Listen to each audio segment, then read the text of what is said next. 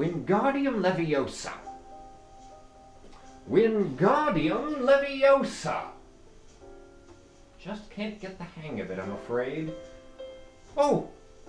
Hello there. And Merry Christmas. Doesn't look like my spellcasting's up to snuff this year, but my storytelling might be. Would you like to hear the tale of A Wizarding Christmas? Let's see, how does it begin?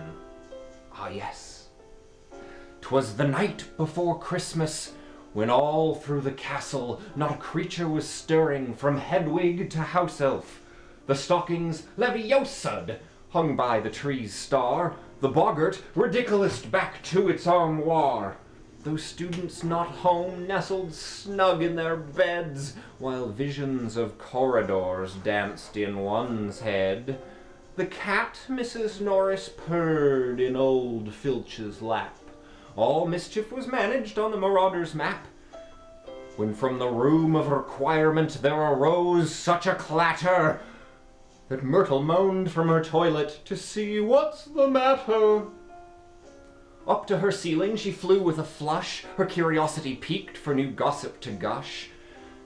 She flew into the hallway where her pearlescent glow cast an eerie half-light on the proceedings below.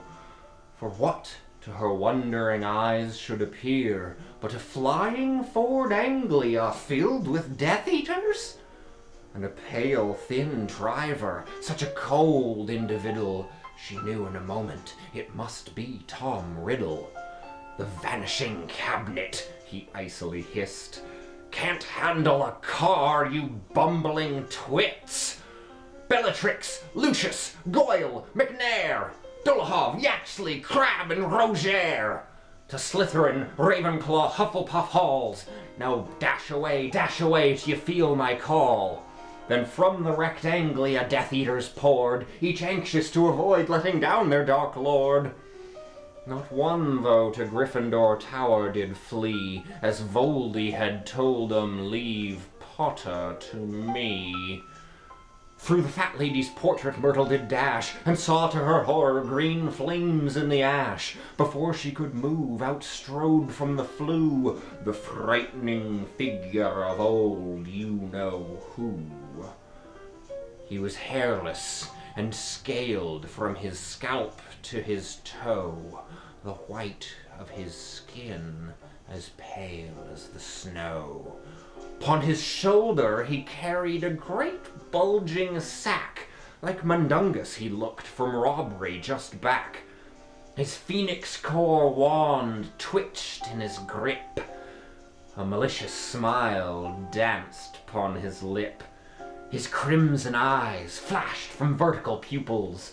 His demeanor was regal, with no hint of scruples. The tales of terror of Slytherin's heir impedimentia'd Myrtle like basilisk stare. He emitted an aura that glowed so evilly she shook where she stood as if cursed by legs jelly. He was august and eldritch, right mighty old mage, the cruelest of creatures and at least an age. So she was even more shocked when he dumped out his presents and sang out a carol in a voice rather pleasant. Each sleeping student from mudblood to pure had presents awaiting, he double-checked to be sure. He said Albus and I may have our wee tiffs, but none should have Christmas without any gifts. He pressed his tattoo, his team jumped in the car, they shot over the castle a Christmas tree mark. His voice echoed back as the Ford disappeared, "Hoggy Christmas to all, and I'll get you next year." Merry Christmas, everyone, and a Happy New Year. Wingardium Leviosa! Oh, sorry, Neville.